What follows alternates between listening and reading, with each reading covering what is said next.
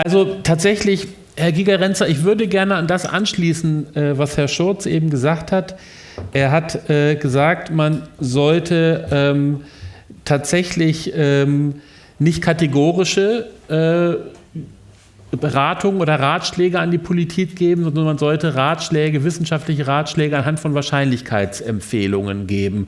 Und da habe ich dann gleich gedacht, Herr Gigerenzer, Ihr Beispiel mit den britischen Abgeordneten, haben wir die richtige Politik für diese Art der Politikberatung?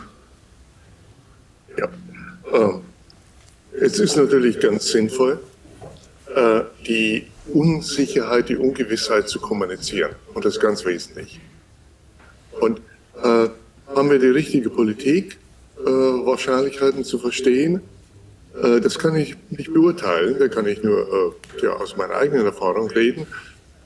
Die Politiker, mit denen ich umgehe, sind nicht immer informiert über die Evidenz, die in diesem Bereich ist, zum Beispiel im Gesundheitsbereich. Und wie gesagt, es gibt in Deutschland, ich kenne keine Untersuchung von Politikern. Und das Beispiel, was ich Ihnen gegeben habe mit dem Südkreuz und über Gesichtserkennung, das zeigt ziemlich klar, dass hier ein Unverständnis da ist, eine Zahlenblindheit da ist und dass es gar nicht bemerkt wird. Mhm. Das ist diese Kombination. Mhm. Herzlichen Dank. Herr Schurz, wenn man jetzt diese Zahlenblindheit, um den Begriff aufzugreifen, den Herrn Gigerenzer gebraucht hat, auf Ihr Beispiel mit dem 5%igen Konfidenzintervall anspielt, dann stelle ich mir vor, wir kommunizieren der Öffentlichkeit gegenüber, also das, was ihr da vorhabt, man kann das Beispiel Erdbeben nehmen, man kann aber auch irgendein Beispiel aus der Gesundheitsberatung nehmen, das hat ein Risiko von 5%, dass es schädlich ist, 95%, dass es nicht schädlich ist. Können die Leute damit umgehen? Bringt denen so eine Beratung etwas? Nehmen Sie gerne das Mikro in die Hand. Das mag wissenschaftlich dann angemessen sein, es mag ethisch angemessen sein, aber können Menschen damit umgehen? Ja, werde ich verstanden so? Ja. Also im Fall von, also Punkt 1, dass kein signifikanter Zusammenhang besteht, ist meiner Meinung nach klar zu wenig. Ich glaube, der Herr Gigerenzer stimmt nicht da überein. Ja? Also, weil das die Menschen auch nicht verstehen. Das ist auch eine komplexe Aussage. Was signifikanter Zusammenhang, wer sich in Statistik etwas auskennt, was signifikanter Zusammenhang bedeutet, hängt von der Stichprobengröße ab und so weiter. Ja? Also man sollte mehr dazu sagen.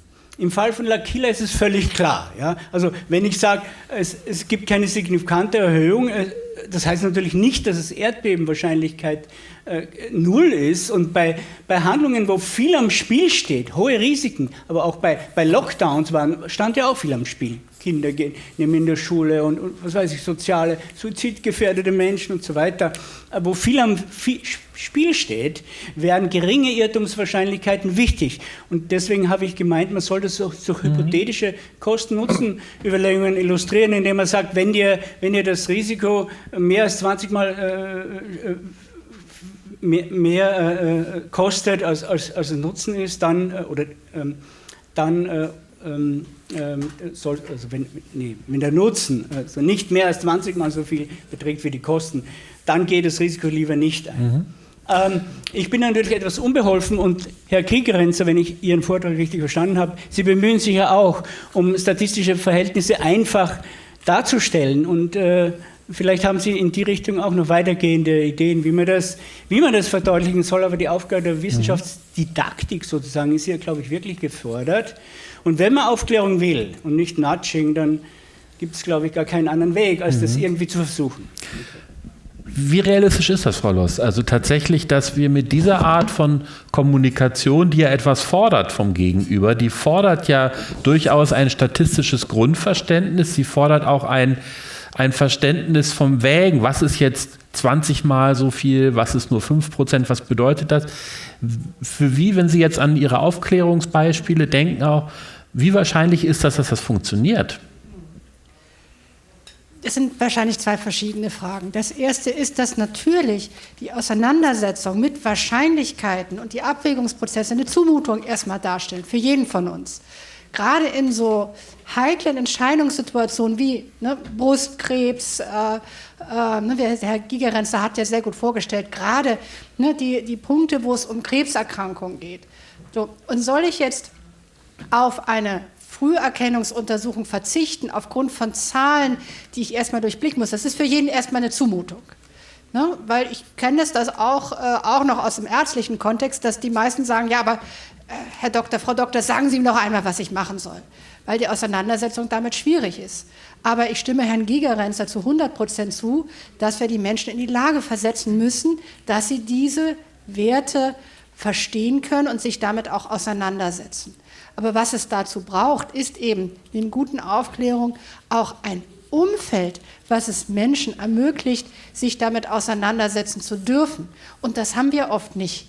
In der Arztpraxis wir nennen das auch organisationale Gesundheitskompetenz. Habe ich eine Organisation, ein Krankenhaus, eine Arztpraxis, die mir ein Klima schafft, in dem ich Fragen stellen kann, in dem ich Zweifel äußern kann, in dem ich immer wieder auch mit Gesundheitsberufen diese Frage hin und her besprechen kann? Oder werde ich vielleicht eingeschüchtert durch viele Formulare, viele Fragen? Ich glaube, das ist nochmal ein ganz wichtiger Punkt. Wie sehr unterstützt das Umfeld, dass ich auch die Zeit habe und die Ruhe, mich damit auseinanderzusetzen? Und das habe ich im politischen Alltag natürlich diese Situation häufig auch nicht. Da werden schnelle Fakten erwartet und auch da brauchen wir ein Umfeld, was wirklich schafft den Raum für Diskussion, für Nachfragen, um dann auch wertebasiert auf diesen Zahlen Urteile zu fällen. Irgendjemand muss sich ja fällen, die Politik oder der Patient. Im Grunde sind es ja zwei Fragen, wie wir Gesundheits- oder Risikokompetenz, wir müssen ja nicht nur über Gesundheit reden, insgesamt Risikokompetenz verbessern. Das eine ist die schulische Bildung, die hochschulische Bildung, Ausbildung, wo auch immer. Das andere ist die Frage der Situationen, in denen man sich befindet. Wenn wir jetzt von der ersten Frage ausgehen, Herr Gigerenzer, da haben Sie gesagt, wir haben eine sehr ausgeprägte Zahlenblindheit in der Gesellschaft, die, so scheint es, wenn man sich ihre Erkenntnisse anschaut, erst einmal fast bildungsunabhängig ist, bildungsstandunabhängig ist, wenn man so möchte. Ist das ein großer sozialer Gleichmacher, diese Zahlenblindheit? Ja, es ist ein Gleichmacher in die falsche Richtung. Es ist richtig, dass es geht ja hier um Verständnis von Ungewissheiten. Das ist also statistische Zahlen. Und wir haben in Deutschland erst um das Jahr 2000 überhaupt angefangen, an Schulen so empirisches Denken und Verständnis von Ungewissheiten zu lehren. Und wie ich Ihnen gezeigt habe, an einem Beispiel, ist es im Medizinstudium noch immer nicht selbstverständlich, dass die Studenten lernen würden, wie man zum Beispiel einen Artikel im eigenen Fach liest und kritisch bewertet. Das können die meisten Ärzte nicht. Und auf der anderen Seite brauchen wir auch Journalisten, oder andere, die in Medien arbeiten, die die Dinge klar und verständlich darstellen. Und ich schreibe mit 3 Kollegen seit gut 10 Jahren die Unstatistik des Monats. Und da können Sie nachlesen, am Beispiel, was schief geht, wie man das besser verstehen kann. Und also hier brauchen wir wirklich Bildung. Bildung, aber nicht im alten Sinne, nämlich nicht nur der schönen Künste, der Literatur, sondern wirklich im Umgehen mit Ungewissheit. Das heißt Risikokompetenz. Mhm. Und das, was ich halt sehe, ist, dass es erstaunlich wenig Interesse in unserer Gesellschaft gibt, das umzusetzen. Das Harvard-Zentrum für Risikokompetenz, nur als letztes Beispiel, wird aus London finanziert. In Deutschland haben wir keine Hilfe dafür. Entschuldigung. Ich falle mal ganz kurz aus meiner Rolle als Moderator und sage, ich fand es besonders auch erschreckend zu sehen, dass wenn Sie Journalisten vertrauen, dass für ihre Gesundheitskompetenz, wenn ich die Grafik richtig in Erinnerung habe, eher negativ ist, weil sie da sozusagen nach rechts verschoben sind von der Nulllinie, während sie, wenn sie zum Beispiel Wissenschaftlern vertrauen, immerhin links von der Nulllinie waren. Aber das heißt, Journalisten sollten sie nicht vertrauen an der Stelle. Es gibt allerdings auch ganze wissenschaftliche Studien, die sich mit der Frage beschäftigen, warum Journalisten keine Mathematik mögen. Also es ist tatsächlich da ein Phänomen, was natürlich ein Riesenproblem ist, ja, wenn Sie Journalisten haben, die bewusst Journalisten werden, um mathematische Zusammenhänge aus der Schule, weil sie das nie verstanden haben. Die Frage ist tatsächlich, was tun wir da jetzt? Fangen wir jetzt, und die Frage gebe ich in die Runde, und vielleicht Herr Schurz zunächst, inwiefern haben wir es da auch mit einer Aufgabe, einer moralischen Aufgabe der Politik zu tun, wenn sie sagt, wir möchten mündige Bürger haben, entsprechend auch unser Bildungssystem auszurichten in die Richtung. Offenbar, wenn man Herrn Gigerenzer nimmt, gibt es da gar kein großes Interesse, Herr Schurz. Ja. Will die Politik keine mündigen Bürger?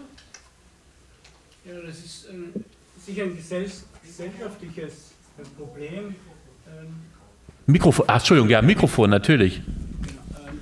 Ja, es gibt zum Beispiel einen großen Aufruhr, kulturellen Aufruhr in Bezug auf Plagiate. Ne? Also ganz viele Leuten wurde der Doktortitel aberkannt, weil sie plagiiert haben.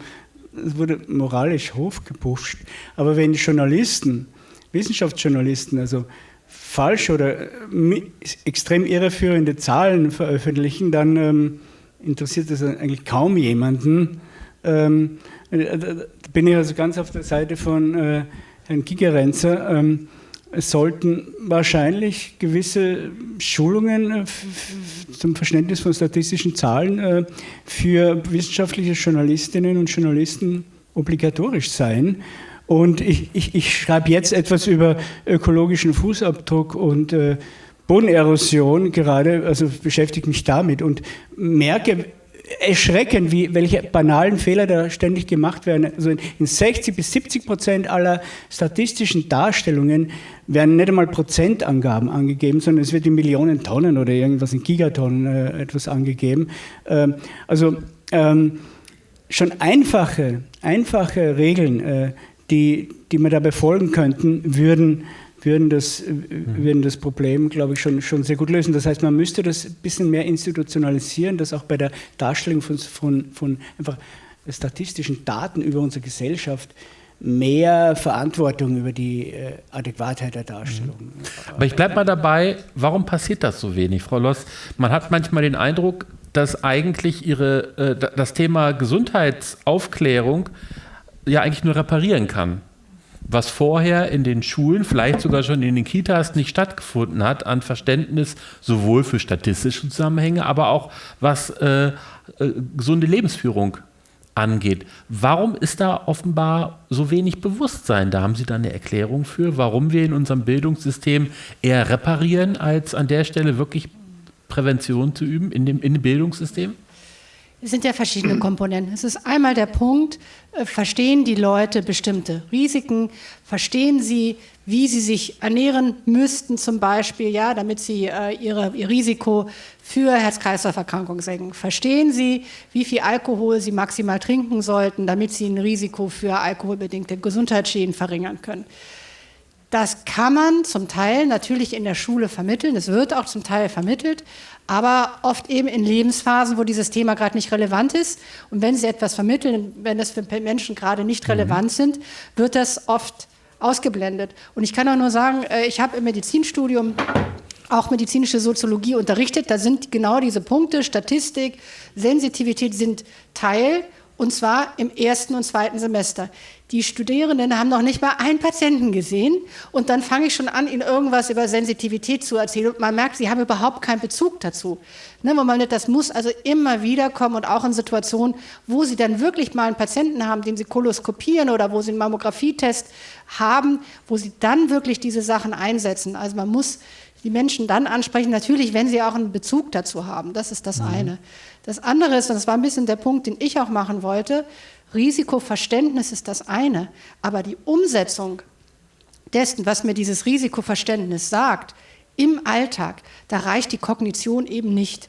Ne, da spielen soziale Punkte eine Rolle, psychologische Aspekte eine Rolle. Also selbst wenn ich verstanden habe, ich muss was gegen den Klimawandel tun, gibt es so viele Barrieren im Alltag, die es mir dann erschweren. Und darüber müssen wir auch reden. Ne, denn das ist, was Herr Gigerenzer jetzt zu Recht kritisiert, dass wir zu wenig Risiken verstehen, ist ja nur ein Schritt auf dem Weg dahin, dass wir wirklich die Entscheidung im Alltag umsetzen. Herr Gigerenzer, stimmen Sie zu? Ja, also der kognitive Teil ist die Voraussetzung, dass man überhaupt versteht. Viele Menschen sind unter sozialem Druck, sich etwas in eine bestimmte Richtung zu bewegen, und das ist nochmal eine ganz andere Geschichte, aber dafür braucht man eine weitere Konferenz dafür. Also ich meine, es ist wichtig, gehen wir mal auf Gesundheit ein, es ist wichtig, Gesundheitskompetenz zu lernen vor der Pubertät. Also bevor die meisten problematischen Verhaltensweisen wie Rauchen, zu viel zu essen oder Alkohol zu trinken, die werden vor der Pubertät, die beginnen dort. Wir haben wenig Erfolg, jemanden, der schon seit Jahren raucht, zu sagen, hör auf zu rauchen. Ja. Man muss früher anfangen, in den Schulen und in anderen Bereichen. Und das wäre ein Risikokompetenzprogramm, was breiter sein sollte, nämlich Gesundheit, aber auch Geld, Umgang mit Geld, das lernt man ja auch nicht bei uns, Umgang mit digitalen Medien. Die letzten Studien haben gezeigt, dass die wenigsten Digital Natives verstehen, wie man zum Beispiel Fakten von Fakes unterscheidet oder die Vertrauenswürdigkeit einer Webseite beurteilt. Der zweite Punkt, wenn es um Zahlenverständnis geht, dann sollte man, wie Frau Loss das auch schon bemerkt hat, das nicht als eine mathematische Disziplin lernen. Man sollte nicht lernen, das ist die Definition von Sensitivität und das von Spezifität und das ist Bayes-Regel und so weiter, sondern man muss es am Problem lernen. Zum Beispiel mein Eingangsbeispiel mit der Talkshow, da kann man den Studenten sagen, was geht da falsch? Wo liegt das Problem? Und dann kommt man auf diese Begriffe, um die Motivation zu erzeugen. Also nicht als mathematische Disziplin lernen. Herr Schurz, wenn gleichzeitig es wichtig ist, am Problem zu lehren, wenn man nicht nur die Zahlen, die an sich nimmt, sondern wenn man sagt, wir müssen auch die Menschen erreichen in ihrer Situation, in der sie sind, da sind wir doch sehr schnell wieder beim Nudging auch irgendwie angekommen, sehr schnell auch bei dem emotionalen Ansprechen. Inwiefern haben wir da ein ethisches Problem dann? Wenn es nicht anders geht, aber offenbar auch ein Stück weit. Also diese Frage der Schwierigkeiten bei der Umsetzung solcher Maßnahmen, die einen gewissen Zweck wie zum Beispiel Gesundheit oder Klimaschutz erreichen. Deswegen habe ich auch immer die Kosten der Nebenfolgen der jeweiligen Maßnahme gehört eigentlich, die Aufklärung über die Kosten gehört auch dazu. Nicht nur, und Kampagnen beschränken sich meistens nur über die positiven Effekte. Ja. Aber sie zählen nicht die Kosten auf. Und die Kosten haben mit diesen Schwierigkeiten der Umsetzung zu tun. Ich nehme jetzt das Beispiel Klimaschutz. Wenn man realistisch ist, dann muss man zugeben, dass eine Umstellung auf die E-Wirtschaft in Deutschland natürlich erstmal den Absatz der deutschen Autoindustrie, die spezialisiert war auf die Technologie des fossilbetriebenen Kraftstoffes, ja, und dort gepunktet hat gegenüber der chinesischen Autoindustrie, die entwickelt ist. Und da könnte man jetzt vieles sagen. Ja. Aber man muss natürlich auch sagen, dass man da gewisse wirtschaftliche Einbußen erstmal in Kauf nehmen muss. Man muss auch denjenigen, die Solarpanelen aufs Dach geben, sagen, dass was die Kosten sind und was sozusagen, im Sommer gibt es zwar Solarstrom, aber im Winter wenig. Man muss auch sagen, dass mittlerweile, dass derzeit noch für den eingespeisten Solarstrom so wenig bezahlt ist, dass es sich für die Hälfte der Leute gar nicht lohnt. Ja? Und so weiter. Man muss also auch realistisch die Kosten darstellen. damit kann man natürlich schwere Kampagnen machen. Damit sind wir genau beim Punkt von der Frau Loss, die mit den Kampagnen gestartet hat. Wenn man Kampagnen macht, hebt man eigentlich nur die positiven Seiten davor und lässt die Leute, die Anwender im kalten Regen aber stehen. Wenn sie es versuchen zu umsetzen, dann kommen sie auf die ganzen Kosten drauf. Ja. Aber ist das in Ordnung, um des höheren Nein, das ist nicht in Ordnung, weil die Leute werden nur enttäuscht und entwickeln sich dann eigentlich eher zu Expertengegner. Also wir sollten Abwehrreaktionen. Also wir sollten Kampagnen, auch positive Kampagnen, einfach lassen? Nein, Kampagnen sollten mehr aufklärerisch sein. Sie sollten sagen, zum Beispiel eine Impfkampagne sollte nicht so lauten, Impfungen gegen Covid sind sicher. Sondern es gibt Impfrisiken. Es gibt unter 1000 Leuten so und so viele Leute, bei denen gab es Impfnebenwirkungen. Ja? Aber die Anzahl der Nebenwirkungen ist viel geringer als die Anzahl derjenigen, die ungeimpft an Covid erkrankt sind. Und das ist der Grund, weswegen wir euch die Impfung empfehlen. So, Frau Loss, jetzt stelle ich mir gerade schwer so ein Plakat vor, wo das so draufstünde, was Herr Schurz jetzt gerade sagt, was da sozusagen an Abwägung draufstehen sollte. Ja, ich habe ja auch gar nicht gesagt, war gar nicht mein Punkt, dass die massenmedialen Maßnahmen die effektivsten sind. Ja? Im Gegenteil, wollte ich nur noch mal sagen, es war in Ordnung.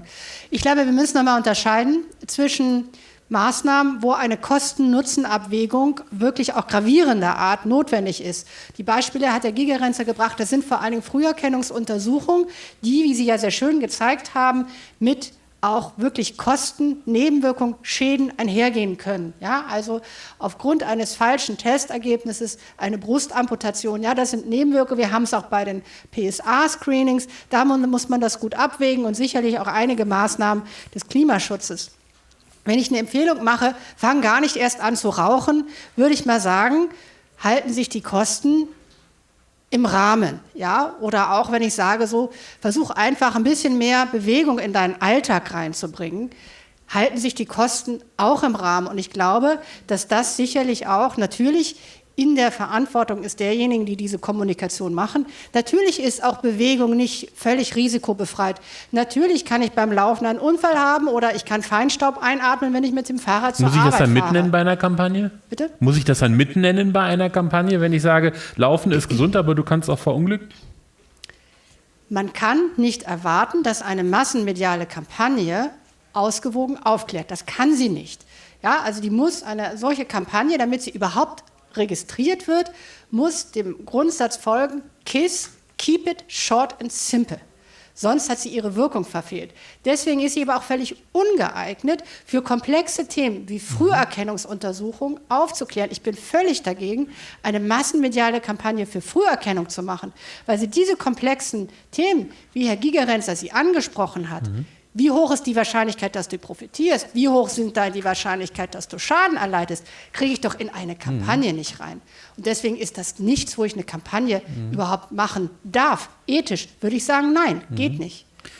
Herr Gigerenzer, sehr beeindruckend ist immer wieder, ich habe es schon ein paar Mal in Ihren Vorträgen mitbekommen, dieses Screening-Beispiel, wo man wirklich sieht, ob das jetzt Mammographie-Screenings sind, die meisten anderen auch, wo man sieht, eigentlich ist der Vorteil für die Betroffenen gleich 0. Er ist teilweise sogar weniger als 0. Er ist teilweise negativ. Und trotzdem gibt es in weiten Teilen der Medizin doch einen Konsens, dass man zu Screenings rät. Wie erklären Sie sich das? Das ist ja nicht so, also ich fände es jetzt zu einfach zu sagen, das sind jetzt alles Mediziner, die kriegen dann von der Geräteindustrie ein paar Euro zugesteckt. Das fände ich jetzt zu einfach. Und ich fände es auch zu einfach zu sagen, die können alle Statistiken nicht lesen. Wie erklärt sich das? Nun, hier gibt es mehrere Faktoren. Das eine ist wirklich Zahlenblindheit. Also ich habe selbst ungefähr 1000 Ärzte in ihrer Fortbildung trainiert, Gynäkologen. Und die meisten von ihnen kannten die Ergebnisse zur Mammographie selbst nicht, sondern gehen und hören sagen. Und der Grund ist, weil sie nicht die Voraussetzung dafür mitbekommen im Medizinstudium.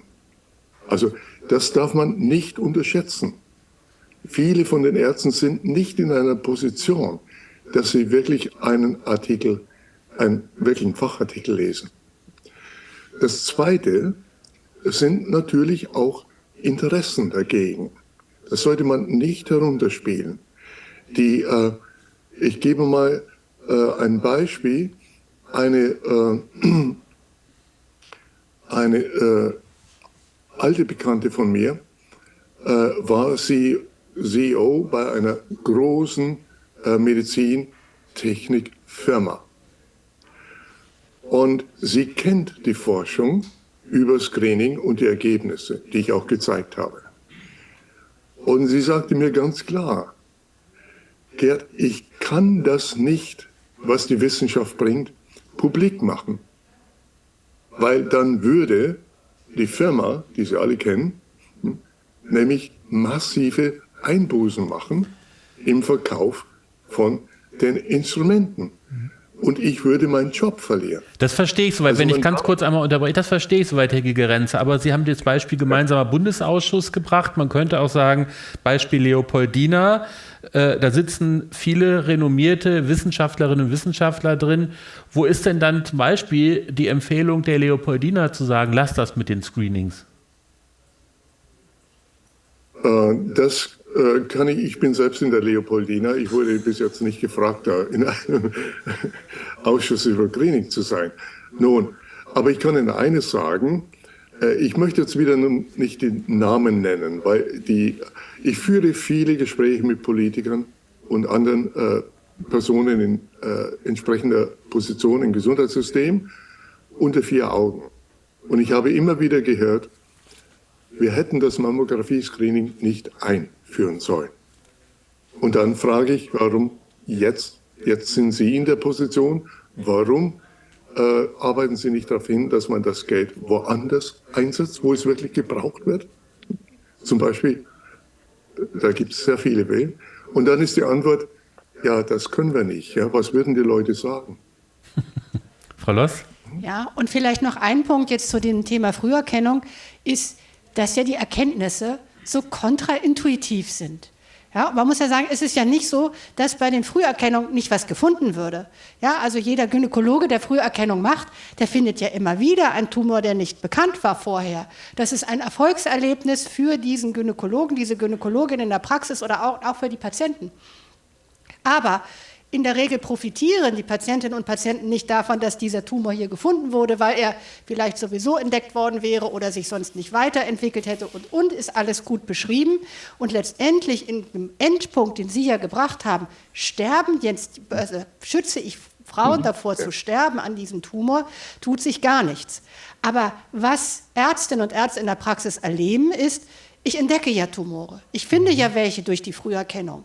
Ne, und diese Endpunkte sind sehr abstrakt, sowohl für Ärztinnen und Ärzte als auch für Patientinnen und Patienten, dass man vielleicht aber in 20 Jahren dann an was anderem gestorben wäre oder doch nicht an diesem Tumor gestorben wäre, das ist nicht greifbar. Und ich glaube, wir halten uns sehr viel an den greifbaren Erkenntnissen aus unserem Alltag und da sind natürlich solche Zahlen immer irgendwie abstrakt. Ich glaube, das ist auch noch ein Punkt, auch wenn ich gerade mit Studierenden dieses Thema besprochen habe, dann sage ich, aber es werden doch Tumore gefunden und das ist doch irgendwie gut. Und das ist nämlich genau auch der Punkt, warum es, glaube ich, auch vielen Politikerinnen und Politikern schwerfällt, gerade bei der Früherkennung wieder zu sagen, wir rudern zurück.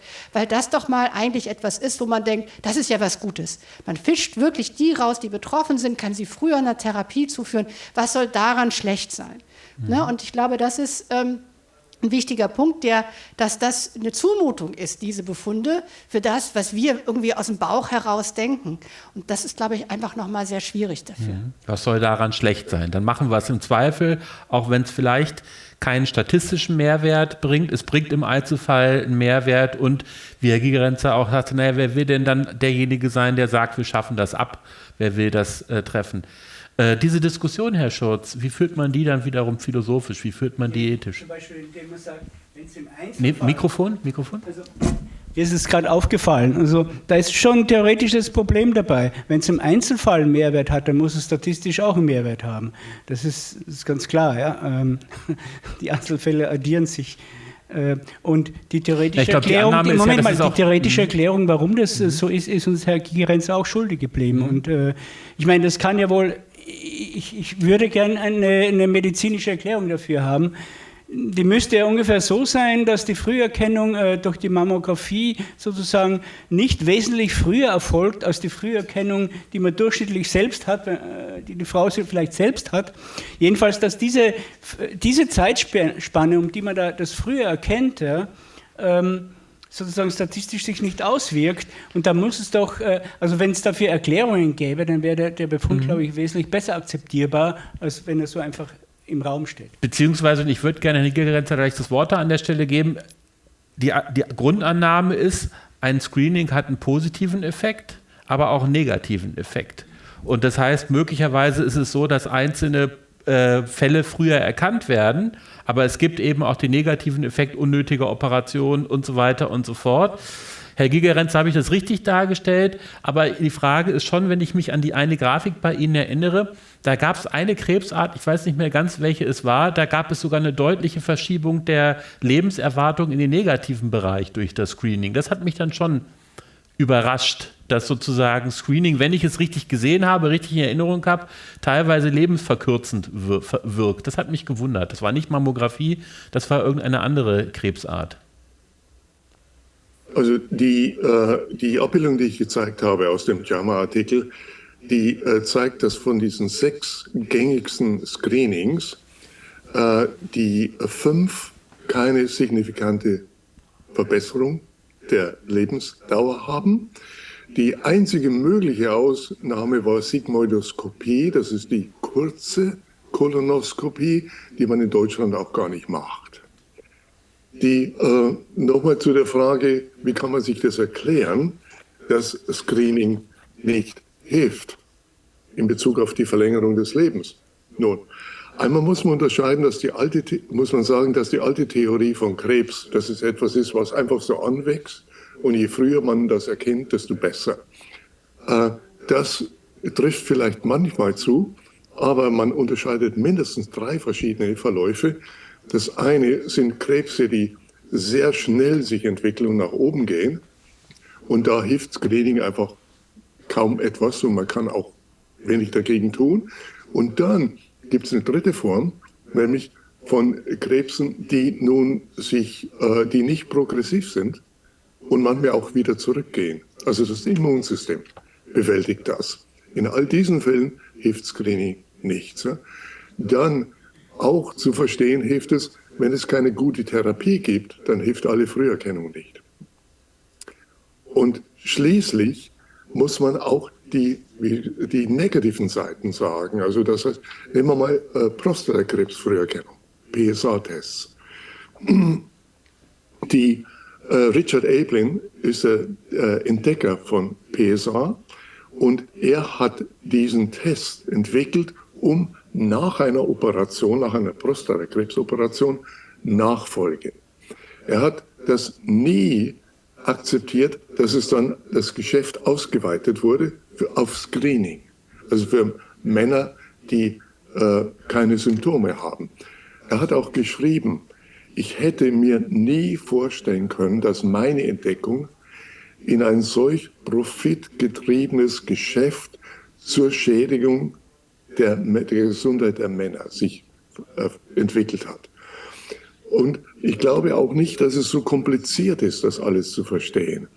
Nehmen wir nochmal PSA-Screening. Schätzung ist, dass es ist sehr häufig, einer der häufigsten Krebse. Und Schätzungen sind, dass unter den 50-Jährigen 50% Krebs haben, unter den 60-jährigen Männern 60% oder 70% und so weiter. Das heißt, wenn man Glück hat, lange zu leben, hat man ziemliche Sicherheit Prostatakrebs. Aber nur 3% aller Männer sterben dran.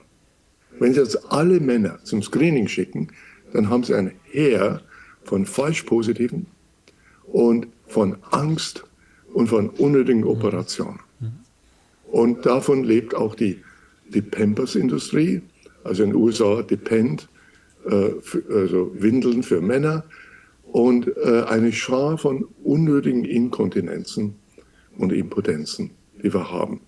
Also ich denke nicht, dass es so schwer ist, das zu verstehen. Und die Faktenboxen, die wir im Harding-Zentrum entwickeln, die Sie nachsehen können unter hardingcenter.de, das kann jeder verstehen, jetzt sind wir bei Kant wieder, der den Mut hat, Entscheidungen zu treffen und nach der besten Evidenz zu gehen, ohne sich auf die Führung von anderen Menschen zu verlassen. Herzlichen Dank. Da ist noch ein Punkt, den würde ich gerne noch aufgreifen, bevor ich dann nochmal für Fragen öffne. Und zwar, Sie haben gerade gesagt, Menschen, die den Mut haben, Entscheidungen zu treffen. Ich habe manchmal den Eindruck, in unserer Gesellschaft mangelt es uns an Wissen, an Kompetenz, aber tatsächlich auch an Mut zum Entscheidungstreffen, auch an Mut, ein Risiko einzugehen, etwas zu tun. Im Zweifel tun wir Dinge lieber nicht, obwohl wir da auch ein Risiko eingehen, wenn wir Dinge nicht tun. Ich sage mal, wenn wir auf das Thema neue Technologien schauen in unserer Gesellschaft, neigen wir als Gesellschaft dazu, kritisch neuen Technologien gegenüber zu sein, weil wir die Risiken sehen, die da sind. Wir unterschätzen aber, und diese Theorie möchte ich gerne in die Runde geben, wir unterschätzen die Risiken, die wir haben, wenn wir neue Technologien nicht nutzen, Herr Schurz.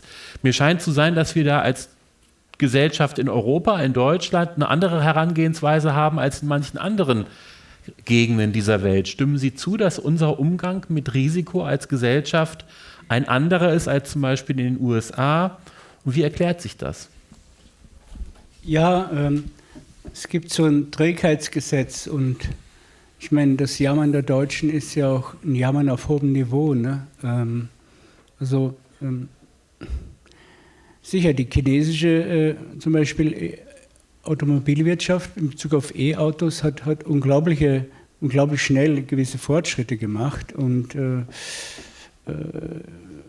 da gibt schon tolle Unterschiede und zum Beispiel die ganze Solarenergiebewegung, ich selbst habe mich damit näher beschäftigt, ist in Deutschland ziemlich gut aufgestellt übrigens und wesentlich besser als in den USA, die in der Hinsicht viel konservativer noch sind.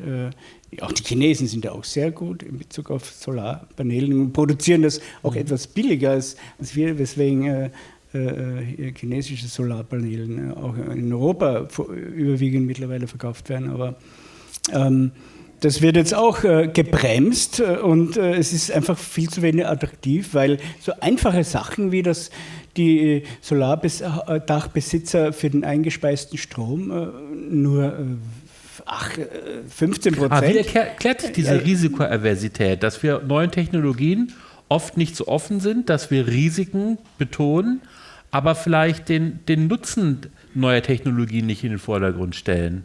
Wie erklärt sich das? Ich weiß nicht, ob das Risikoaversität ist.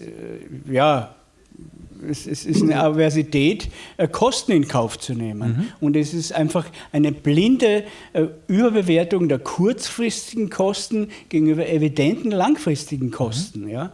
Man muss, also da ist auch wiederum sind die Kampagnen gefragt, man muss einfach die Kosten der Klimaerwärmung in Bezug auf alle möglichen Fakten, also Wasserverknappung, Trockenheiten, extreme Gewitter, in Bezug setzen zu diesen geringfügigen Erhöhungen von Arbeitslosen oder von wirtschaftlichen Einbußen, von Wirtschaftsrezessionen.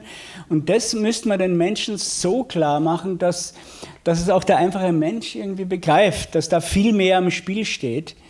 Aber es passiert nicht. Was tatsächlich passiert, ist, dass die progressiven Artikel wie Spiegel zum Beispiel, Spiegel, eine linke Zeitschrift, immer für Klima. Aber wenn einmal die Wirtschaft in Deutschland eine geringfügige Rezension von 2-3% hat, dann schreien alle Zeitschriften im Chor, um Himmels Willen, wir müssen was dagegen tun, die Wirtschaft ist rückläufig, ja? Wir müssen, was weiß ich, wieder die Industrie fördern und so weiter und die traditionellen Industrien. Also das ist zum Beispiel eine gewisse Risikoaversität. Also das fällt mir unglaublich auf.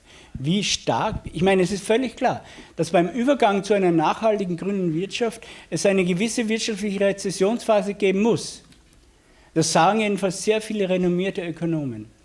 Aber offenbar ist die Gesellschaft, unsere westliche freie Wirtschaftsgesellschaft nicht so strukturiert, dass sie das aushält. Ja?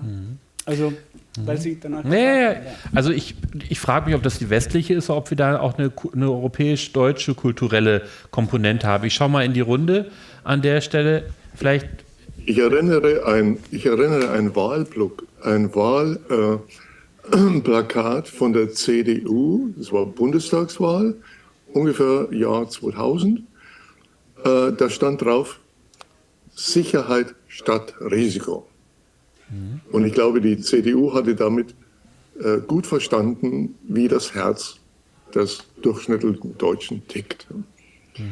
Und wenn wir Untersuchungen machen, was Leute zu Risiko einfällt, dann fallen ihnen fast nur negative Dinge ein. Genau. Das Risiko eine Chance ist, das ist immer noch schwer zu verstehen. Und die Idee von Nullrisiko, die grassiert immer noch. Es gibt keine Nullrisiken. Und wenn Sie ein Risiko auf Null drehen, dann schaffen Sie womöglich ein viel größeres Risiko. Das ist ein Beispiel, als Sie erinnern sich durch den 9/11, also den Anschlag auf das World Trade Center. Und im Nachhinein sind viele Amerikaner nicht mehr geflogen aus Angst und wollten dieses Risiko auf Null setzen und sind ins Auto gestiegen. Und in dem Jahr nachher sind ungefähr geschätzt 1600 Amerikaner gestorben auf der Straße, 1600 mehr als normal, bei dem Versuch, das Risiko des Fliegens auf Null zu setzen. Frau Löss? Ja, ich würde aber gerne auch mal den Blick von dem Einzelnen wegleiten, der natürlich auch nicht viel bewirken kann, ne, sondern auch den Blick auch auf diejenigen lenken, die entscheiden, haben wir denn eine Politik, die gerne Risiken einnimmt. Und ich spreche jetzt aus dem Bereich Public Health, ich komme nicht aus den neuen Technologien, ich gucke im Bereich Public Health und da ist eigentlich im Bereich öffentliche Gesundheit, Prävention, wissen wir relativ gut, was zu tun wäre, zum Beispiel um Chancengleichheit, ich habe es angesprochen, zu erreichen. Aber wir sehen auch, dass wir eine Politik haben, die gar nicht die Angst hat. Ja, wir sehen Werbeverbote für Kinder. Ja, viele Länder haben das umgesetzt. Ja, wir sehen, dass die Süßwarenindustrie massiv Werbung macht für Kinder. Die sind überhaupt nicht mehr in der Lage. Wir haben geredet, wie wichtig ist das Kinder- und Jugendalter zu entscheiden. Ja, ist das überhaupt gesund oder nicht gesund? Die wachsen auf mit dem Gefühl, das ist das, was mir als Kind zusteht, weil das ist ja für mich gemacht. So, ne, und das ist wirklich totale Irreführung. Und es gibt nur gute Gründe, Werbeverbot für ungesunde Lebensmittel für Kinder durchzusetzen. Aber hier sieht man auch, dass sich die Politik nicht traut, aus Angst, dass die Industrie protestiert, etc., etc. Und das ist das, was mir Sorgen macht, dass hier immer natürlich, na klar, da ist die Wahlperiode, da ist die Legislaturperiode und alles, was ich in Prävention jetzt investiere, zahlt sich irgendwann in 20 Jahren aus. Da habe ich keinen kurzfristigen Benefit, da ist wieder das Kurzfristige, was Sie erwähnt haben. Und das macht mir auf der politischen Ebene eigentlich sogar mehr Sorgen. Ich will noch ein Beispiel aus der Politik beisteuern, wiederum aus der Corona-Zeit. Wir haben viele Operationen verschoben in der Corona-Zeit. Auch viele, zum Beispiel beim Thema Prävention, da sagen Sie, das ist nicht so wichtig. Wir haben aber eine ganze Menge Untersuchungen, Operationen verschoben in Zeit der Lockdowns und haben dadurch natürlich auch Folgekosten gehabt, gesundheitliche Folgekosten, die aber teilweise eher langfristig waren, nicht sofort. Und auch da hat ein nicht immer sehr offenes Abwägen von Risikos stattgefunden, weil man da gesagt hat, wir wollen erstmal die Zahlen runterbringen. Was das mittelfristig bedeutete, auch da würde ich sagen, Public Health mäßig gesehen, kein klares Abwägen von Risiken, was stattgefunden hat. Stimmt aus Ihrer Sicht, ist da was dran, oder?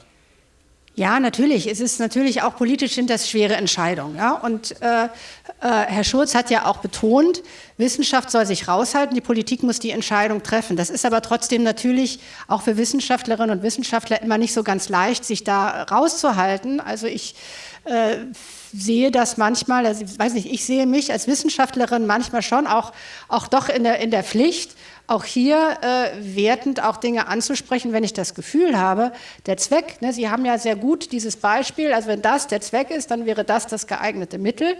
Aber wenn ich schon das Gefühl habe, dass ein Zweck wie wirklich Klimaschutz aggressiv betreiben oder meinetwegen wirklich Prävention aggressiv, soziale Chancengleichheit zu erreichen, wenn dieser Zweck schon nicht so stark da ist, dann hört auch keiner auf die Mittel, die ich da vorschlage. Und an der Stelle habe ich das Gefühl, sollten Wissenschaftlerinnen und Wissenschaftler, die in ihrer Community sagen, das ist eigentlich etwas, ja, wir müssen, das macht ja auch die Klimaexpertinnen und Experten sagen ja schon, wir müssen da jetzt handeln. Ich weiß nicht, wie Sie das sehen. Ist das schon wert? Ist das noch wertet? Ist das schon zu viel? Wenn also die Lancet-Kommission sagt, wir müssen jetzt hier handeln oder der Weltklimarat, die dürfen das doch, oder? Also dürfen, ich finde, grundsätzlich sollten Wissenschaftler Faktenaussagen von Wertaussagen trennen. Weil wenn sie das nicht tun, dann erzeugen sie, und da gibt es Untersuchungen zu Vertrauen in Wissenschaften und in Expertenurteilen, dann erzeugen sie jedenfalls bei denen, ja, die nicht unbedingt die impliziten Werte teilen, erzeugen sie bei denen langfristig Abwehrreaktionen. Das heißt, da gibt es echt Untersuchungen darüber, also sagen, dass das ja, Vertrauen aber sagen, in Experten, zum Beispiel in der Corona-Krise, bei denjenigen, die ohne dies die Werte ungefähr eingenommen haben, zwar da war, sogar ein bisschen gestiegen ist, bei den anderen aber gesunken. Also, das ist mal der Punkt 1. Nur ganz kurz, das heißt das praktisch, nur ganz kurz gefragt, das heißt praktisch, ich als Wissenschaftler darf beides sagen, ich sollte aber sagen, jetzt komme ich zu einem Werturteil. Richtig, so. Ganz genau. Darauf läuft es ja hinaus. Und das Zweite, und das ist gut, dass Sie das sagen, weil so möchte ich nicht missverstanden werden, indem die Wissenschaftlerin oder der Wissenschaftler sich auf wichtige Wertannahmen der Bevölkerung bezieht und sagt, Leute, wenn ihr das wirklich ernst nehmt, ja, und was man überall immer wieder hört von euch, die Rechte der zukünftigen Generationen, die Rechte unserer Kinder, dass es denen auch noch so gut geht, wie es uns gut geht, ja, oder ähnlich gut geht. Wenn ihr das ernst nehmt, dann müsst ihr so handeln. Das kann man sozusagen aus allen Fakten und Evidenzen herleiten. Auf diese Weise kann der Wissenschaftler ja Einfluss nehmen. Der Wissenschaftler soll sich nicht raushalten, aber er soll die Werte trennen. Er soll überlegen, okay, ich beziehe mich auf Werte, die maßgeblich in der Gesellschaft verankert sind. Und Sie würden sich ja doch auch nicht unbedingt auf Werte beziehen, die jetzt nur 10% der Bevölkerung einnehmen, oder? Dann ist es was anderes. Es gibt auch Diskussionen in der Wertedebatte, wo man sagt, Partisanenwerte nennt man das, also Werte. Wenn ein Wissenschaftler natürlich Werte vertritt, die nur 10% der Bevölkerung haben, dann muss er anders argumentieren. Aber der Fall kommt kaum vor. Ja? Wenn hingegen in der Gesellschaft wirklich polarisierende Werte vorhanden sind, dann sollten die Wissenschaftler schon sozusagen auch alternative Optionen zumindest hypothetisch vorschlagen. Sie können durchaus sagen, ja, aber ich bekenne mich zu der Wert, zu den Werten und daher vertrete ich dieses Szenario. So sehe ich das, ja. Okay. Da haben Sie, glaube ich, vorhin auch den Begriff Transparenz an einer bestimmten Stelle Transparenz, gebraucht. Genau, das ist die Transparenz. Herr Gigerenzer, wollten Sie ergänzen? Ja, ich wollte dazu etwas sagen. Es ist eine Seite, das zu diskutieren, wie wir das tun, und die andere Seite ist, wirklich rauszugehen in die Welt und mit denjenigen, die andere Interessen haben, zum Beispiel der Tabakindustrie. Und hier sich hinzustellen als Wissenschaftler und zu sagen oder zu schreiben, wie es ist. Also ich gebe Ihnen ein Beispiel. Ein Wissenschaftshistoriker in Stanford University, Robert Proctor, ist einer der bekanntesten Wissenschaftler, die in Gerichtsprozessen bei Tabakprozessen, also hat die Tabakindustrie 1950 gewusst, ja, dass es tödlich ist und wie hoch, die da aussagen. Und er hat alles das mit abbekommen, was Wissenschaftler abbekommen, die wirklich rausgehen und nicht nur zu anderen Wissenschaftlern sprechen.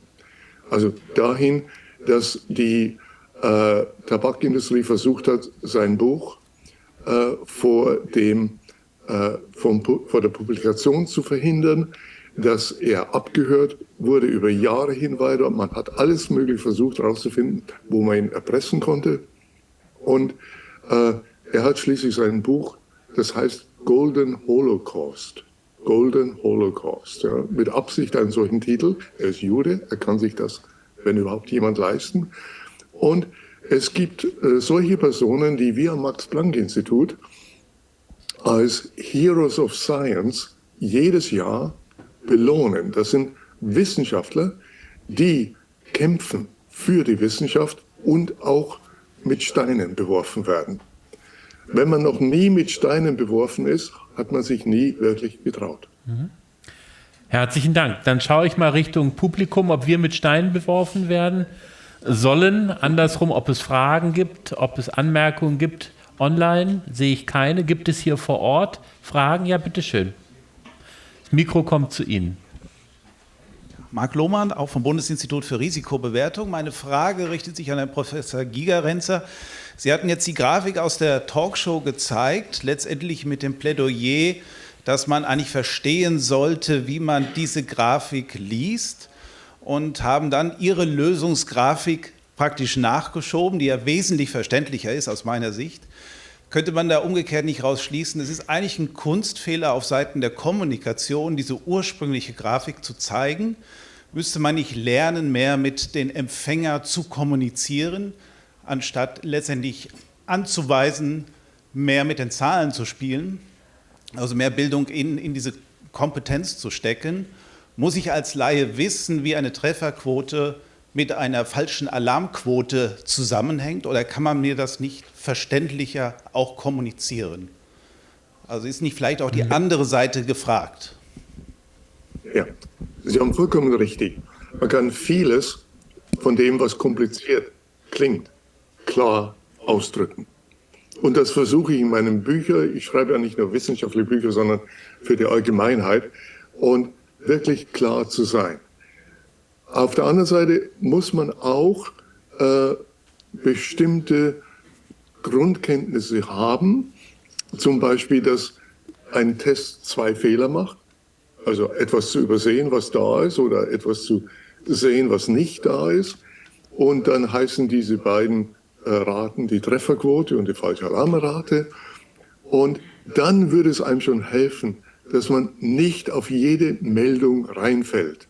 Sie erinnern sich vielleicht, vor einigen Jahren hat die Bild-Zeitung eine Titel, auf der Titelseite war Weltsensation Bluttest.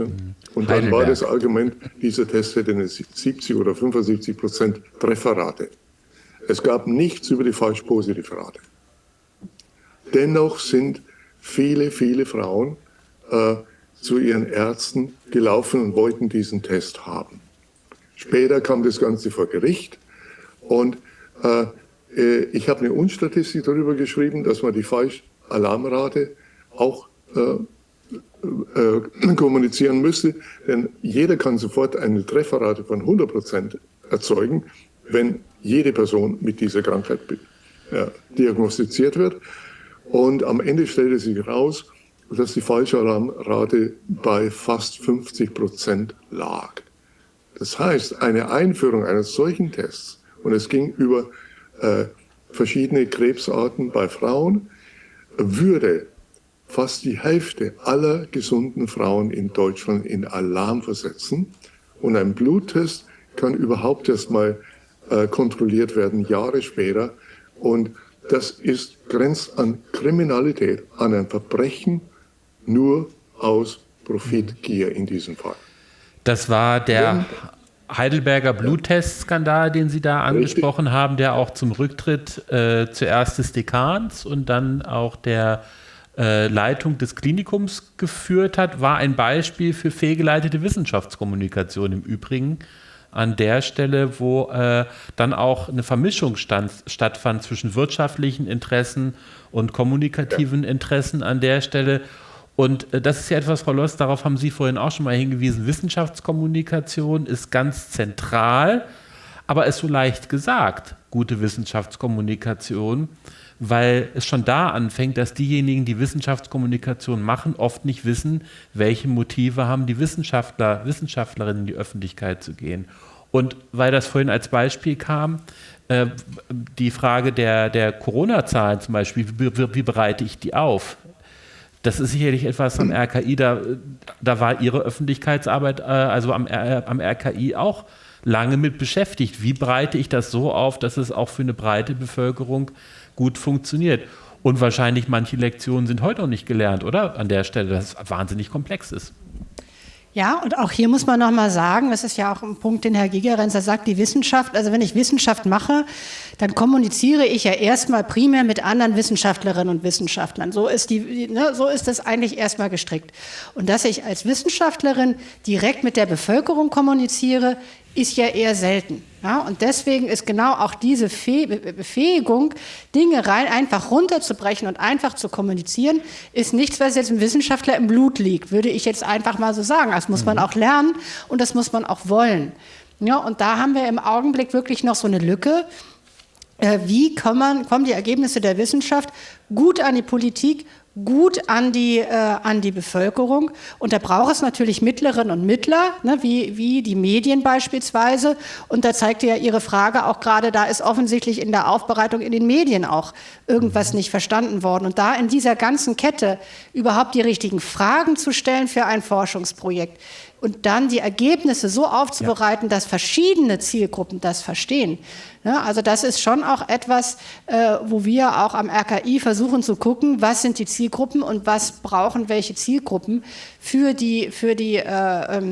das Verständnis der Zahlen. Ja, und das muss man aber auch einfach lernen und das wissen Mediziner nicht und Medizinerinnen, aber auch andere Wissenschaftlerinnen. Ja, Physiker, würde ich mal sagen, haben das auch nicht gelernt, wie man Dinge gut kommuniziert. Wir haben noch Zeit, bitteschön. Ja, dafür gibt es ja, wenn Sie das ansprechen, dass die Medien da noch suboptimal sind, durchaus Tendenzen aus anderen Ländern, die wir mittlerweile in Deutschland ja auch haben. Das Science Media Center in Köln, wo sich ja eben Journalisten dran wenden können und sozusagen die Wissenschaft aufbereitet bekommen. Ich denke, das ist ein guter Trend, den man fortsetzen sollte.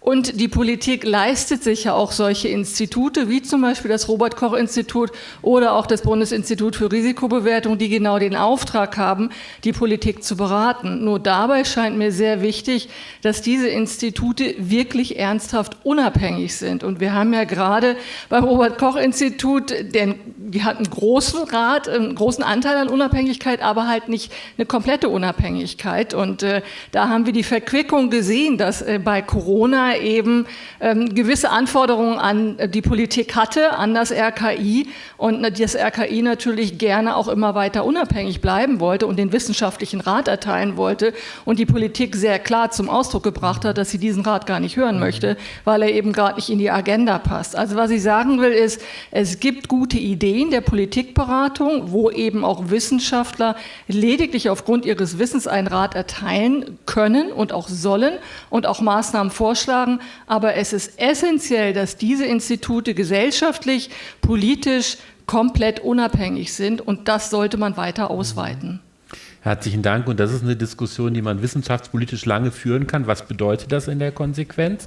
Im Fall des BfR zum Beispiel gesetzlich festgelegt, aber manchmal sind natürlich institutionelle Bindungen trotzdem da. Ja, dann ruft halt jemand aus dem Ministerium an und man kennt sich und sagt, aber jetzt mal bitte so. Und wie verhindert man das? Ja, muss man eventuell auch die Ressortforschungseinrichtungen an der Stelle rausnehmen aus der Verantwortung einzelner Ressorts? Da gibt es ja viele Ideen, was man tun kann.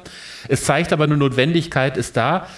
Kann man da irgendwas, die Frage, ich weiß nicht, ob ich die an Frau Loss stelle oder euch nochmal an Sie zurückstelle, kann man da was vom BfR lernen? Kann man da was lernen, was eventuell auch ein RKI übernehmen könnte, andere Ressortforschungseinrichtungen übernehmen könnte? Naja, sagen wir mal so, also das Bundesinstitut für Risikobewertung wurde so unabhängig aufgestellt und es lebt tatsächlich seit 18 Jahren, seit mittlerweile über 20 Jahren so unabhängig und es ist oft ungeliebt deswegen. Also es ist ja ein Kind der BSE-Krise, wie eben das Robert-Koch-Institut auch.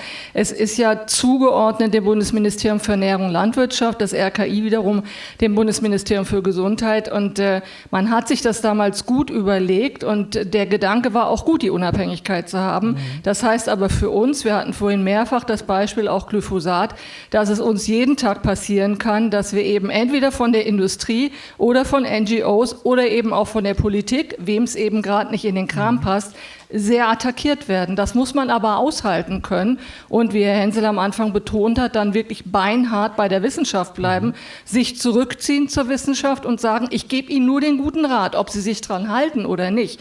Das ist dann Ihre Sache. Also von daher ist das Konzept aufgegangen. Es ist für uns oft schwierig zu tragen, weil wir attackiert werden, aber ich denke, es ist ein Konzept, was sich lohnt, was man weitertragen müsste, weil die Unabhängigkeit braucht eigentlich in der Beratung jedes Ministerium. Aber diese Übergriffigkeit eben in der Krise, auch der Politik, Übergriffigkeit der Politik in der Krise abzuwehren, das ist dann die Herausforderung. Frau Loss, Sie wollten noch ergänzen. Ja, also ich finde es ganz schwierig, wenn hier der Eindruck entsteht, dass das Robert-Koch-Institut keine unabhängige Wissenschaft macht. Ich bin Wissenschaftlerin, ich arbeite da und wir sagen auch immer unbequeme Sachen. Ja, dieses Thema soziale Ungleichheit, ja, das ist politisch kein angenehmes Thema, ja, weil es zeigt, wir müssen eigentlich ganz andere Politik machen. Wir sagen das immer, wir haben das immer gesagt. Wir stecken auch da immer den Finger in die Wunde. Ich möchte wirklich hier auch nochmal ganz klar sagen, wir haben die Wissenschaft, wir haben unsere wissenschaftlichen Erkenntnisse und die sind da. Und wenn die Politik darauf nicht hört, ja, das war ja unsere Diskussion, ja, das muss man halt der Politik zugestehen, dass politische Entscheidungen anders gefällt werden. Ja, aber die Wissenschaft muss natürlich unabhängig sein, sonst macht das überhaupt gar keinen Sinn. Zumal, und das ist vielleicht auch wieder der Punkt, wo es philosophisch auch wieder ganz spannend wird, es ja nicht die Wissenschaft gibt. Das ist in dem einen Fall, ist es dann Public Health meinetwegen, oder es ist, sind eher naturwissenschaftliche Fächer am BFR, im anderen Fälle, ich sag mal Corona, Bildungswissenschaft, Sozialwissenschaft. Und die Entscheidung, wie man die gewichtet, ist doch dann wieder eine Frage der Politik, oder? Ja, werde ich gehört? Ja. Ja, stimme ich zu. Und ich fand es auch gut, dieses Kommentar, dass man beinhart bei der Wissenschaft bleibt. Das habe ich gehört. Also das heißt doch, dass man den politischen Druck, der ausgeübt wird, um sozusagen kategorische politische Aussagen zu treffen, am besten widersteht, indem man eben versucht, wertneutral zu bleiben. Das heißt eben nicht, dass man keine Wertempfehlungen macht, aber dass man sagt, okay, wenn ihr das wollt, wenn ihr das wirklich ernst nehmt, was er sagt, dann müsst ihr so handeln. Und das hat schon Sinn, dass man diese Maxime beherzigt. Einen Aspekt möchte ich noch einführen. Die Wissenschaftskarriere, das Karrieresystem innerhalb der Wissenschaften hat in den letzten 30 Jahren nicht unbedingt dazu beigetragen, dass die Wissenschaftler und Wissenschaftlerinnen sich mehr an die Bevölkerung widmen, sondern es ist eher ein einseitiges internes Brot des Peer-Reviewed-Werdens und der absoluten spezialisierten Fachsprache. Es gibt viel zu wenig Gratifikationen im wissenschaftlichen Karrieresystem auch dafür, wie das Herr Gigerenzer seit Jahrzehnten macht, also einfach sich auch an die allgemeine Bevölkerung zu wenden und versuchen, diese wissenschaftlichen Erkenntnisse so zu formulieren, dass sich da einigermaßen gebildete Laie damit was anfangen kann. Und da müsste man auch drüber nachdenken. Gibt es den europäischen Prozess? Verfolgen Sie den Coara-Prozess an der Stelle, der genau da in die Richtung geht, Herr Schott? Ja, sagen Sie was dazu. Also es gibt sozusagen, angestoßen von der Europäischen Kommission, gibt es einen Prozess, an dem viele wissenschaftliche Institutionen auch teilnehmen. Ich weiß nicht, inwiefern auch Ressortforschungseinrichtungen teilnehmen. Viele Universitäten, Forschungseinrichtungen nehmen daran teil, um über alternative Formen der Bewertung wissenschaftlicher Qualität zu sprechen. Nicht zu sagen, wir wollen die bestehenden Formen abschaffen, aber zu sagen, wissenschaftliche Qualität umfasst weit mehr als nur Publikationen, klassische Publikationen, was auch immer. Und zu sagen, wie passt da Transfer rein, wie passt da Wissenschaftskommunikation rein. Coara-Prozess kann man nachlesen, ist wirklich eine ganz spannende Diskussion, aber auch da wieder, sind wir wie bei Herrn Gigerenzer, viele unterschiedliche Interessen, die da reinspielen. Und nicht alle, die mitmachen, sind, glaube ich, mittlerweile 400, 500 Institutionen, vielleicht ist die Zahl mittlerweile noch höher. Nicht alle machen mit, weil sie den Prozess voranbringen wollen, sondern manche auch, weil sie bremsen wollen. Herr Gigerenzer, ich weiß nicht, inwiefern tatsächlich dieses Thema neue wissenschaftliche Bewertungssysteme auch zu finden, für Sie eins ist, wo Sie sagen, ja, da müssen wir mehr drauf schauen. Ja, also ich bin ja Vizepräsident des European Research Councils und wir diskutieren darüber sehr viel. Es gibt der ERC ist aber bei Coara nicht dabei, oder? Der ERC ist bei Coara nicht. Der ERC, der European Research Council, ist bei Coara nicht dabei. Der IRC ist ja auch auf Grundlagenwissenschaft. Der DFG ist dabei. Wo wir versuchen, die Lanze hochzuhalten gegen alle die anderen partikulären Interessen, die existieren. Es gibt in Deutschland zu der Frage Wissenschaftskommunikation, es gibt tatsächlich einen Preis von der Deutschen Forschungsgemeinschaft, den Kommunikatorpreis, der an Wissenschaftler verliehen wird. Also das sollte es einfach mehr geben davon. Ja.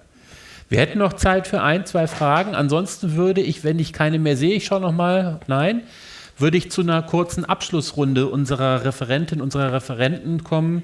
3 Stunden haben wir jetzt diskutiert über Werte und Wissenschaft oder Werte in der Wissenschaft, über Risikoabwägung, Zahlenblindheit und wie man sie beseitigen kann, wie man zu informierteren Entscheidungen kommt als Individuum, aber auch als Gesellschaft. Und ich möchte Ihnen gerne die Gelegenheit geben und uns dadurch auch ein Resümee zu ziehen, ein kurzes. Vielleicht einen Gedanken, den Sie mitnehmen aus der Diskussion heute. Etwas, wo Sie sagen, das war für mich neu, war für mich eine Erkenntnis, die ich nochmal unterstreichen möchte. Ich würde sagen, so jeweils 1,5 Minuten maximal. Frau Loss, möchten Sie anfangen? Einen Gedanken, ein Resümee, was Sie mitnehmen? Ja, vielleicht wirklich nur ganz kurz. Also ich glaube, wir müssen alles daran setzen, dass Menschen informierte Entscheidungen treffen können. Für ihr Leben, für ihre Gesundheit. Und es ist ein steiniger Weg, ihnen das zu ermöglichen. Aber wir müssen alles daran setzen und auch die Barrieren, die es dafür gibt, die nicht nur im Kognitiven liegen, sondern auch in den Strukturen, in den Umgebungsfaktoren, die müssen wir verstehen und beseitigen. Und das Gleiche gilt aber auch für die Politik. Ich wünsche mir noch mehr evidenzbasierte Politik und auch da müssen wir gute Wege finden. Und ich habe da heute gute Anregungen mitgenommen. Herzlichen Dank. Herr Schutz. Ja, ich habe auch Anregungen mitgenommen, nämlich dass dieses Thema, wie transportiert man Informationen über Handlungsempfehlungen und die damit involvierten Unsicherheiten und Risiken in den nicht wissenschaftlich geschulten Bevölkerung, dass es einfach ein sehr wichtiges Thema ist und dass eigentlich viele Experten das genauso sehen und dass einfach zu wenig darüber, wenn man die ganze Unmenge von wissenschaftlichen Workshops, die es so gibt, betrachtet, viel zu wenig darüber gesprochen wird. Und weil Herr Gigerenzer den DFG-Kommunikatorpreis erwähnt hat, möchte ich erwähnen, dass vor 2 Jahren ein Kollege von unserem Institut in Düsseldorf den gewonnen hat und dass dort zum Beispiel Bürgeruniversität, es gibt das Konzept der Bürgeruniversität, wo regelmäßig Veranstaltungen in Düsseldorf gemacht werden, wo diverse Institute versuchen, ihre wichtigsten Forschungsergebnisse den Bürgern verständlich zu machen und mit Einbeziehung der Bürger in Form, nicht nur in Form von Diskussion, sondern auch in Form von irgendwelchen anderen interaktiven Sachen. Und das hat sich eigentlich da auch ganz gut bewährt. Jedenfalls müsste in der Hinsicht wesentlich mehr getan werden im Wissenschaftsbetrieb und auch im Wissenschaftsjournalismusbetrieb. Herzlichen Dank. Herr Gigerenzer. Ja, ich denke, wir müssen viel mehr tun, die Menschen kompetent zu machen und nicht allein auf die Politik zu hoffen. Denn Politiker stehen unter anderen Zwängen als die meisten von uns. Sie wollen zum Beispiel wiedergewählt werden. Und dazu, um eine breite Basis zu bekommen, müssen wir die Schulen revolutionieren. Wir müssen ein Fach wie Risikokompetenz einführen oder besser alle Lehrer trainieren in ihren eigenen Fächern, ob es Mathematik oder Sport ist und so weiter, das mitzumachen, um junge Menschen stark zu machen, statt sie im Nachhinein dann mit erhobenem Zeigefinger zu belehren. Und wir müssen die Universitäten revolutionieren. Also in den Fächern wie Jura oder Medizin wird immer noch kaum Risikokompetenz gelehrt, das Verstehen von Zahlen und die meisten, ich habe in den USA Federal Judges, das sind die höchsten Richter, trainiert, die meisten von ihnen wissen nicht, wie man eine DNA-Evidenz beurteilt.